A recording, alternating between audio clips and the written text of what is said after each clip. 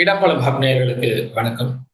கிட்டத்தட்ட ஒரு 5 நாட்களா ஒரு சர்ச்சைக்குள்ளாயிட்டு இருக்கிற ஒரு விஷயம் அப்படின்னு சொல்லலாம். இந்த வீடியோ காணொளி வந்ததுக்கு அப்புறம், அ ஒரு நடிகர், குறிப்பிட்ட ஒரு நடிகரை வந்து டார்கெட் பண்ணி சமூக வலைதளங்கள்ல கடுமையான விமர்சனங்கள் போயிட்டு இருக்கு.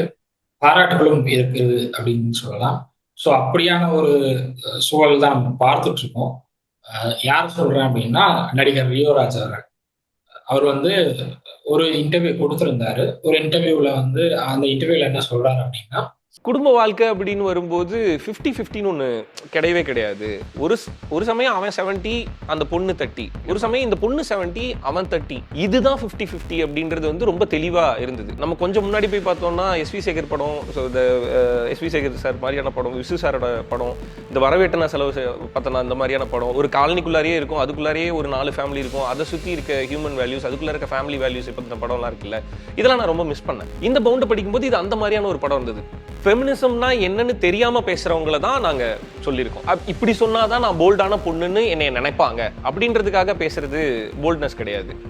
என்னை பொறுத்தளவு எங்க அம்மா தான் பயங்கரமான போல்ட். நான் பார்த்த ரொம்ப ஸ்ட்ராங்கான லேடி என்னோட அம்மா. எங்க அம்மா ஃபெமினிசம் பேசியிருக்காங்களான்னு பார்த்தா எங்க அம்மா ஃபெமினிசம் பேசினது இல்லை, எங்க அம்மா வாழ்ந்து காமிச்சிருக்காங்க. எங்க அப்பாவோட சப்போர்ட் இல்லாமையே 2 பசங்களை அவங்க வளர்த்துருக்காங்க. என்னை பொறுத்தளவு அவங்க தான் பயங்கர ஸ்ட்ராங்கான ஒரு லேடி. ஃபெமினிசம்ன்றது ஒரு ஃபீலிங், அதுக்கு ஒரு வரையறையோ இல்லை அதுக்கு ஒரு கோட்பாடோ அதெல்லாம் கிடையாது. அது ஒரு ஃபீலிங். நான் எடுத்துக்கிட்ட நிலைப்பாடுல நான் சரியா இருப்பேன்னு ஒரு பொண்ணு சொல்றாங்க அப்படின்னா அதுதான் என்ன பொறுத்தளவு ஃபெமினிசம். டாக்கிங் அபவுட் ஆண் பாவம் பொல்லாததுன்றனால அது எங்கிருந்து ஆரம்பிச்சதுன்றத சொல்லிடுறேன். அந்த படத்துல ஒரு போலீஸ் ஸ்டேஷன் சீன் ஒன்று இருக்கும், அங்கிருந்து தான் அந்த படம் ஆரம்பிச்சது.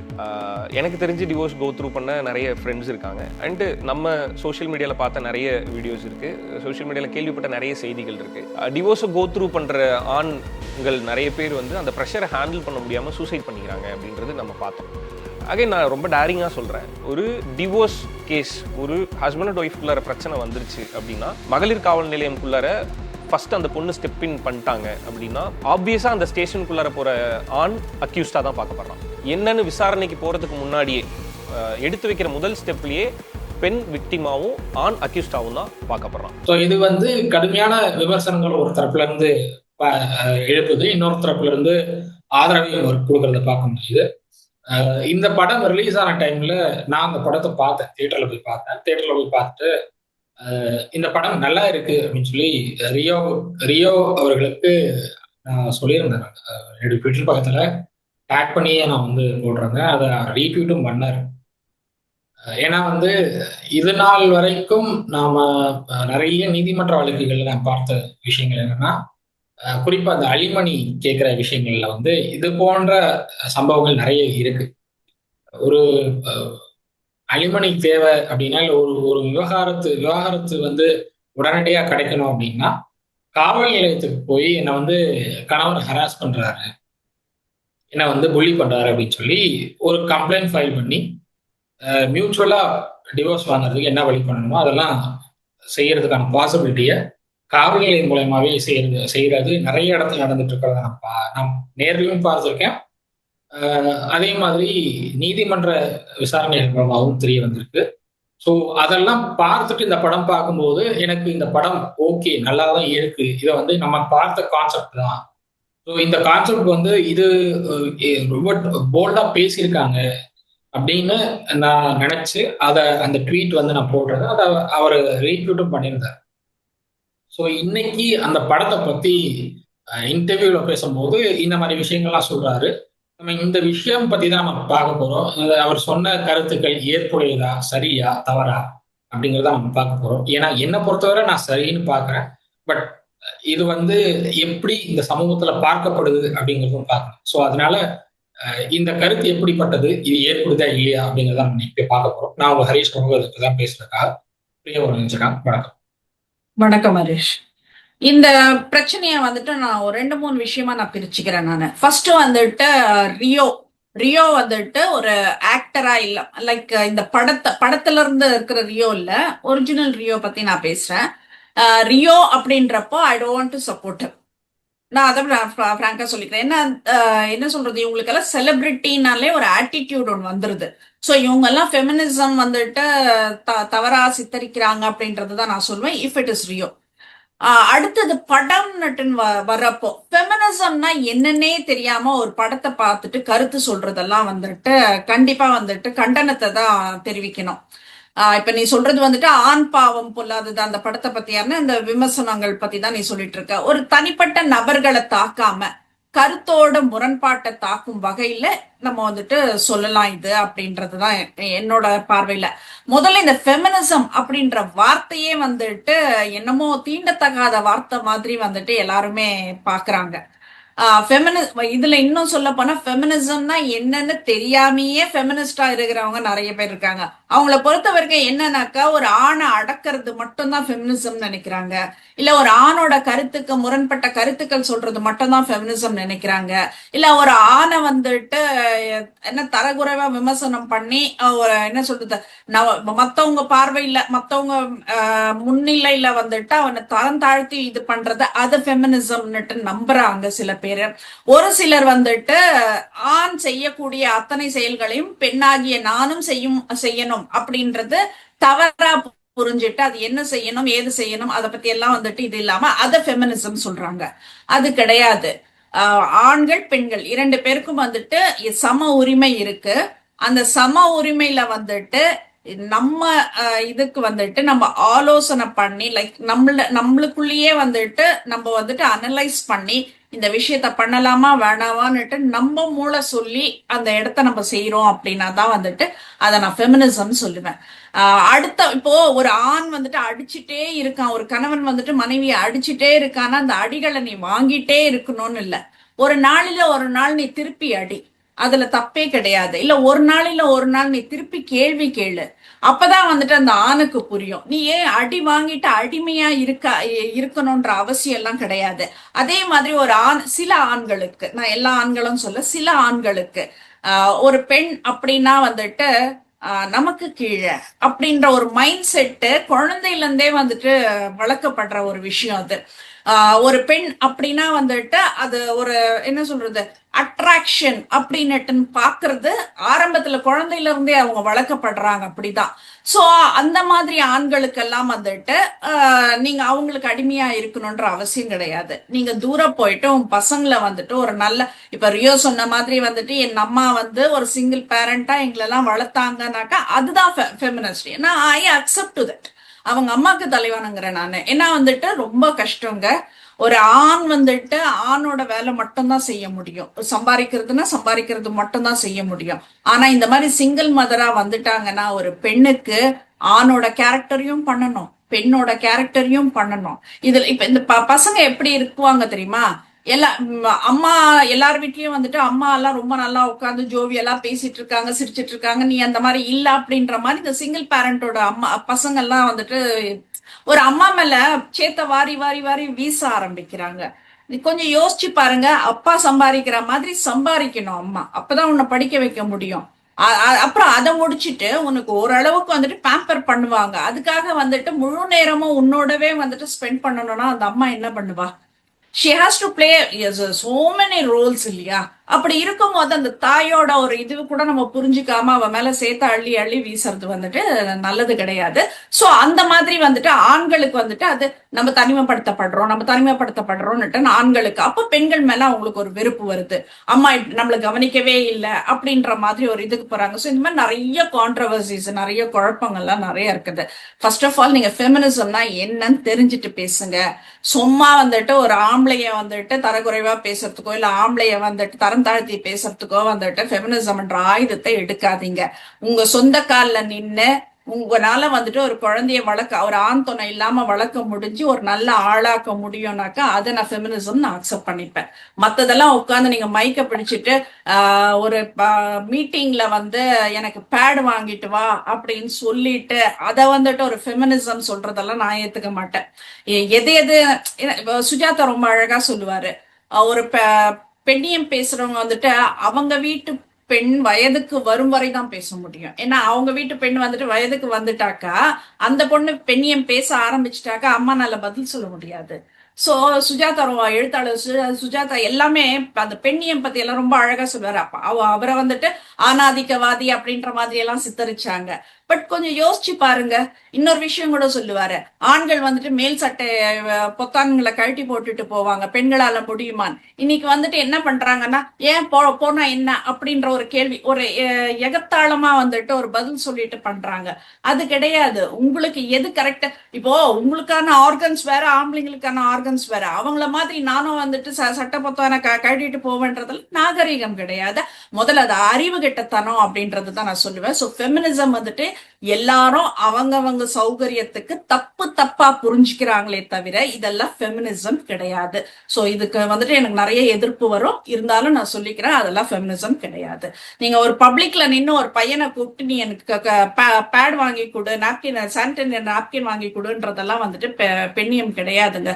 தயவு செய்து அந்த ஒரு இதுவை மட்டும் மாத்துங்க அப்படின்றது தான் நான் கேட்டுக்கிறேன். சோ இதுல வந்துட்டு ரியோ அப்படின்றத விட்டுட்டேன். நானு படம் அப்படின்ற வர இடத்துல வந்துட்டு இதுதான் விஷயம் அப்படின்றத நான் பேச விரும்பினேன். ரியோ அப்படின்னா, நீங்க ரியோ பத்தி சொல்லும்போது நடிகர் அப்படிங்கிற ஒரு இடத்துக்கு மூவ் ஆகிறீங்க. நான் பார்த்த ரியோ அப்படிங்கிறது, நான் சத்ரியன் ஷூட் நடந்தப்போ ஒரு பாட்டுல பார்த்தேங்க ரியோ. அன்னைக்கும் எப்படி டவுன் டு அர்த்தா இருந்தாரோ இன்னைக்கும் அதே டவுன் டு அர்த்ல இருக்காருன்னு தான் நான் பார்க்குறேன். அண்ட் படம் அப்படின்னா, இந்த படம் இப்போ நம்ம பேசிட்டு இருக்கிற இந்த படம், இது நான் பார்க்கும்போது எனக்கு வந்து விசு சாருடைய நிறைய படங்களை ஞாபகப்படுத்துச்சு. பெண்மணி அவள் கண்மணி, அதே மாதிரி நிறைய படங்கள் பெண்ணியம் குறித்த நிறைய படங்கள் வந்துச்சு. பெண்ணியம் பேசுறது ஓகே, பெண்ணியம் பேசிட்டு மாமியாரை வந்து வேலை வாங்கி வைக்கிற கேரக்டர்லாம் நடக்கும் கம்பெனியில. ஸோ அந்த மாதிரியான ஒரு கேரக்டர்ஸ், அந்த மாதிரியான ஸ்கிரிப்ட்ஸ் எல்லாம் பார்த்துட்டு இந்த மாதிரி படம் பார்க்கும்போது, அப்பா இப்பதான் தமிழ் சினிமா ஒரு நல்ல ஒரு கான்செப்ட் எடுத்திருக்காங்க அப்படின்னு ஒரு தோணுச்சு எனக்கு. அதனாலதான் வந்து இந்த படம் ஓகே, இதை பார்க்கணும், எல்லாரும் பார்க்கணும் அப்படின்னு நான் ரெக்கமெண்ட் பண்ணேன். ஏன்னா அவங்களுக்கு பெண்கள் ஒரு புகார் கொடுத்துட்டா, ரியோ சொன்னது உண்மைதான், ஒரு பெண் வந்து காவல் நிலையத்துக்கு போய் புகார் கொடுத்துட்டா, செக்ஷுவல் அபியூஸாவே இருந்தாலும் அது உண்மையா இல்லையான்லாம் விசாரிக்க கூட மாட்டாங்க. முதல் அடி ஆணி தான் விடும். யார் மேல புகார் கொடுத்தாங்களோ அந்த ஆணை கூட்டிட்டு வந்து பச்சு விழுப்பாங்க. அதுக்கப்புறம் தான் விசாரணையே ஸ்டார்ட் ஆகும். இதுதான் வந்து ப்ராசஸ். அவன் தப்பு பண்ணியிருக்கான் பண்ணலைங்கிறதெல்லாம் செகண்டரி. அவனுக்கு முதல்ல அடிதான் விடும். இதுதான் வந்து மகளிர் காவல் நிலையத்தில் நடக்கும். ஸோ அது ரியோ, என்னை பொறுத்த ரியோ சொன்னது கரெக்டு. அது ஏன் தப்பா புரிஞ்சுக்கிறாங்க அப்படின்னா, அவர் ஃபெமினிசம் அப்படின்னு சொல்றத வந்து நிறைய பேர் என்ன பண்ணிக்கிறாங்கன்னா, ஃபெமினிசம் அப்படின்னா ஆண்களுக்கு பெண் சமம் அப்படின்னு எடுத்துக்கிறாங்க. ஆண் என்ன பண்ணாலும் அதை நான் பெண் பண்ணுவேன் அப்படிங்கிற இடத்துக்கு போறாங்க. அது என்னை பொறுத்தவரை அக்செப்டபிள் இல்லை. ஒரு ஆண் குடிக்கிறாங்கிறதுக்காக பெண் நானும் போய் குடிப்பேன் அப்படின்னு சொல்றது அக்செப்டபிள் இல்லை. ஆண் குடிக்கிறான்னு அந்த ஆணை அவன் குடிக்கிறத ஸ்டாப் பண்ணுங்கன்னு சொல்லுவேன். ட்ரிங்கிங், ஆல்கஹால் வந்து உங்களுக்கு வந்து ஹெல்த்துக்கு நல்லது இல்லைன்னு எல்லாரும் அட்வைஸ் பண்றாங்க. டாக்டர்ஸ் வந்து எல்லாரும் அட்வைஸ் பண்றாங்க. சோஷியல் ஆக்டிவிஸ்ட் ஆகட்டும், டாக்டர்ஸ் ஆகட்டும், எல்லாரும் அட்வைஸ் பண்றாங்க.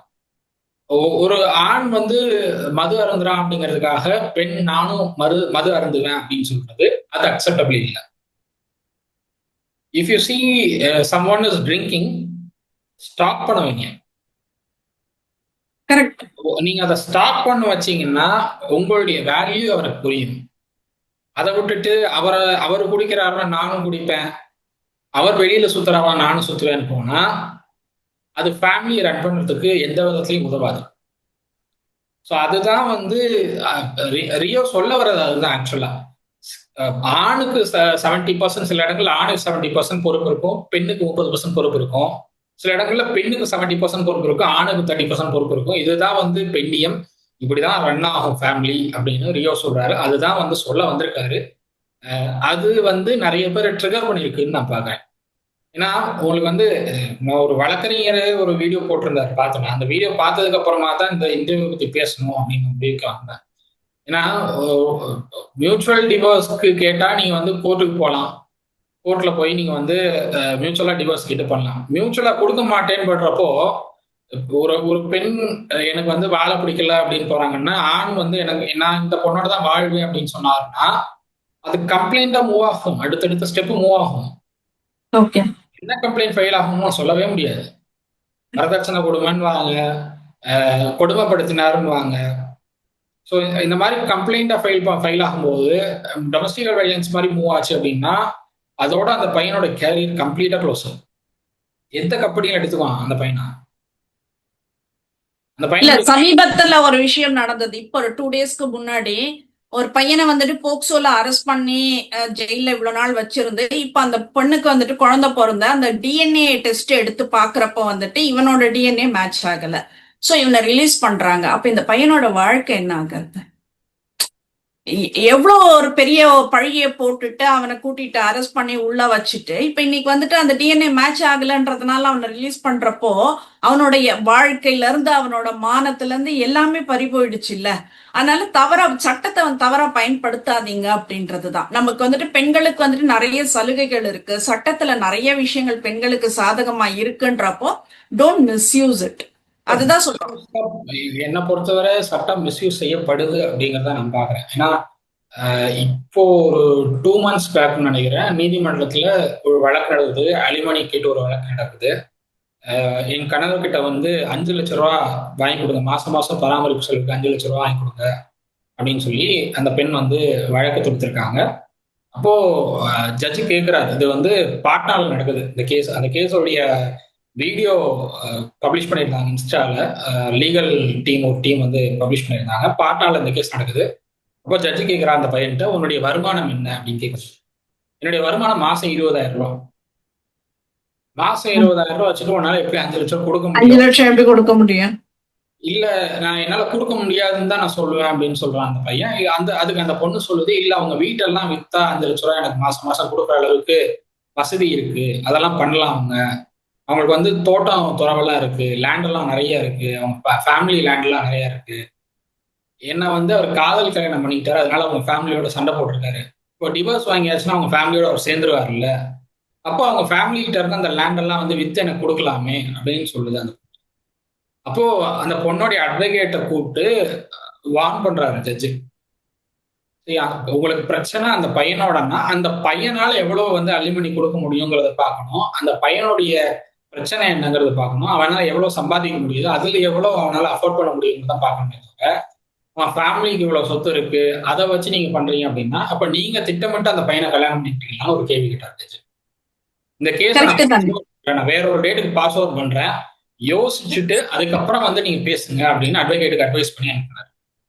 ஸோ இது மாதிரி நிறைய ப்ராப்ளம்ஸ் இருக்கு உங்களுக்கு. ஒரு டிவோர்ஸ் மேட்டர்ல நிறைய இஷ்யூஸ் இருக்கு. புரிதல் இல்லாதது காரணமா நிறைய டிவோர்ஸ் நடக்குது. மியூச்சுவல் கன்சர்ன் இல்லைங்கிறதுனால டொமஸ்டிக் வயலன்ஸ் புகார் கொடுத்து நிறைய பேர் பிரச்சனைகள் சந்திச்சுட்டு இருக்காங்க. அதனால நிறைய ஆண்கள் ஆபீஸ்ல எந்த அளவுக்கு பாதிக்கப்படுறாங்கன்னு பாருங்க. கண்டிப்பா அப்படி ஒரு கம்ப்ளைண்ட் ஃபைல் ஆச்சுன்னா ஆபீஸ்ல எவனும் மதிக்க மாட்டான். கண்டிப்பா. ஸோ இதெல்லாம் தான் வந்து இந்த படத்துல தெளிவா சொன்னாங்க. இதெல்லாம் தான் ரியோ வந்து தன்னுடைய இன்டர்வியூல சுதீர் கிட்ட தெளிவா சொல்றாரு. இததான் கான்செப்ட், இதை பேஸ் பண்ணி தான் படம். எனக்கு இதெல்லாம் பாக்குறப்போ விசு சார் படம் எனக்கு ஞாபகம் வந்துச்சு. அதனால நான் வந்து எனக்கு இது ஹார்ட்டுக்கு ரொம்ப க்ளோஸா டச் ஆன மாதிரி இருந்தது அந்த கான்செப்ட். அதனால நான் ஓகே சொன்னேன் அப்படின்னு சொல்றாரு. இதுல என்ன பிரச்சனை இருக்குன்னு எனக்கு புரியல. ஒரு பெண் வந்து சம்பாதிக்கிறா அப்படின்னா அது எந்த பிரச்சனையுமே இல்லை யாருக்கும். பெண் சம்பாதிக்கிறாங்கிறதுக்கு ஆண் சம்பாதிக்க கூடாதுன்னு சொன்னாதான் பிரச்சனை. அதே மாதிரி ஒரு ஆண் சம்பாதிக்கிறாங்கிறதுக்காக பெண் சம்பாதிக்க கூடாதுன்னு சொல்றதுலயே பிரச்சனை. ஓகே. இப்போ சிட்டி ஏரியான்னு பார்த்து சென்னை மாதிரி சிட்டி ஏரியால ஆணும் பெண்ணும் சேர்ந்து சம்பாதிச்சாதான் வாழ்க்கையை வாழ முடியும். கண்டிப்பா, இல்லைன்னா சத்தியமா ஒரு குழந்தைய கூட வளர்க்க முடியாது அவங்கனால. இப்போ ஒரு ஆண் வந்து 20-30,000 ரூபாய் சம்பாதிக்கிறான் அப்படின்னா அந்த பெண் அதுக்கு ஈக்குவலா சம்பாதிக்கணும். நான் என்ன சொல்றேன், அதுக்கு அந்த பெண் அதுக்கு மேல சம்பாதிச்சாலும் அக்செப்ட் பண்ணிட்டு வாழுங்கன்னு தான் சொல்லுவேன். You have to run your family. நீங்க வந்து உங்க ஃபேமிலிக்காக நீங்க எல்லாம் பண்ணணும் அப்படின்னா ஏதாவது ஒன்று அக்செப்ட் பண்ணிட்டு போகணும். அந்த பெண் என்னை விட அதிகமா சம்பாதிக்கலாம் ஈகோல நீங்க வந்து அது ஒரு இஷ்யூவா கிரியேட் பண்ணிட்டு போனீங்கன்னா ஃபேமிலி லைஃப் வந்து ஒழுங்கா போகாது. கண்டிப்பா. அப்படின்னா பரவாயில்ல, என்னை விட அதிக டேலண்ட் அந்த பொண்ணுக்கு இருக்கு, அதனால அந்த பொண்ணு அதிகமா சம்பாதிக்குது, என்னை விட நிறைய படிச்சிருக்கு அதனால சம்பாதிக்குது. நான் அந்த பொண்ணு அளவுக்கு சம்பாதிக்கிறதுக்கு என்ன பண்ணணுமோ அந்த அளவுக்கு டேலண்ட வளர்த்துக்கிறேன், மூவ் ஆகும். அதை விட்டுட்டு என்னை விட அந்த பொண்ணு அதிகமா சம்பாதிக்கிறது வந்து செட் ஆகாது, டிவோர்ஸ் போய் நின்னாங்கன்னா அது ஃபேமிலி ரன் பண்றதுக்கு ஒர்க் அவுட் ஆகாது. இது வந்து ஆண்களுக்கு மட்டும் இல்ல, பெண்களுக்கும் பொருந்தும். கண்டிப்பா. ஒரு ஒரு ஒரு ஆண்கிறது நீங்க வந்து வீட்டு வேலை பார்க்கறதெல்லாம் வந்து இன்னைக்கு பெருமை அப்படிங்கிற மாதிரி கொண்டு போறாங்க. அது ஓகே, அது அது அது படத்துல வந்து காட்டலாம். வீட்டு வேலை பார்க்கறதெல்லாம் வந்து இன்னைக்கு வந்து ஹவுஸ் ஹஸ்பண்டா இருக்கிறது வந்து நல்லது, அதுதான் வந்து ஃபேமிலி கட்டுக்கோப்பா கொண்டு போகும் அப்படின்னு சொல்லி காட்டலாம், படத்துல காட்டலாம். ஒரு காலத்துல இப்படிதான் படத்துல காட்டிட்டு இருந்தாங்க. பெண்கள் வந்து சமையல் அறைக்குள்ளதான் இருக்கணும், பெண்கள் வந்து இப்படிதான் இருக்கணும், அப்படிதான் இருக்கணும்னு காட்டிட்டு இருந்தாங்க. இன்னைக்கு அதுதான் வந்து ஆண்களை வச்சு பண்ணிட்டு இருக்காங்க. ஆண்களை வச்சு பண்றாங்க. வந்து ஃபேமிலியை ரன் பண்ணணும்னா 2 பேர் சம்பாதிச்சு ஆகணும், வேற வழி இல்லை. சிட்டி ஏரியாக்கெல்லாம் போறீங்கன்னா நீங்க சம்பாதிச்சு ஆகணும். நீங்க வந்து கிராமத்துக்கு போனீங்கன்னா கிராமத்தோட லைஃப் ஸ்டைலே வேற. அங்க ஒருத்தர் சம்பாத்தியம்னாலும் உங்களுக்கு வந்து அந்த சம்பாத்தியத்துல சேவிங்ஸ் நிறைய பண்ண முடியும் கிராமத்துல. சிட்டியில அப்படி கிடையாது. சிட்டியில வந்து உங்களுக்கு ஸ்டார்டிங்கே ஒரு அத்தியாவசிய பொருளுடைய ஸ்டார்டிங் ரேட்டே உங்களுக்கு 100 ரூபாய்க்கு மேல வந்து உங்களுக்கு மாச சம்பளம் 30,000 ரூபாய் 20,000 ரூபாய்னா எங்க நீங்க எப்படி நீங்க அந்த ஃபேமிலி ரன் பண்ண போறீங்கன்னு தான் கேட்பாங்க எல்லாம். கண்டிப்பா. அந்த இடத்துல வந்து 2 பேர் சம்பாதிக்கிறது அக்செப்ட் பண்ணி தான் ஆகணும், வேற வழி கிடையாது. இந்த இடத்துல ஃபெமினிசம் பார்க்குறோம், அது பண்றோம், இது பண்றோம்லாம் நீங்க வந்து ஃபெமினிசம் பேசிக்கிட்டோ இல்லை வந்து ஆணாதிக்கம் பண்றாங்கன்னா பண்ணிட்டு இருந்தீங்கன்னா, சொல்லிட்டு இருந்தீங்கன்னா லைஃப் ரன் பண்ண முடியாது. கண்டிப்பா. சோ முதல்ல அந்த ஃபெமினிசம்க்கு வந்துட்டு விளக்கத்தை வந்துட்டு ஒவ்வொருத்தரும் புரிஞ்சுக்கணும்ன்றதுதான். எல்லாமே எடுத்ததெல்லாம் ஆம்பளைங்களுக்கு எதிர்த்துன்னு கருத்துங்களை சொல்லிட்டு அது ஃபெமினிசம் தயவு செய்து சொல்லாதீங்க. சோ ஃபெமினிசம்னா என்னன்னு தெரிஞ்சுட்டு பேசுங்க. அதே மாதிரி சட்டங்களை வந்துட்டு மிஸ்யூஸ் பண்ணாதீங்க அப்படின்ட்டு தான். இது நம்ம நிறைய சொல்லியிருக்கேன் நானு. இருந்தாலும் நான் திருப்பி திருப்பி சொல்றேன், பெண்களுக்கு சாதகமா இருக்கிற எந்த சட்டத்தையுமே மிஸ்யூஸ் பண்ணாதீங்கன்றதுதான். சோ அடுத்த டாபிக்ல நாளை பேசுவோம் மகேஷ்.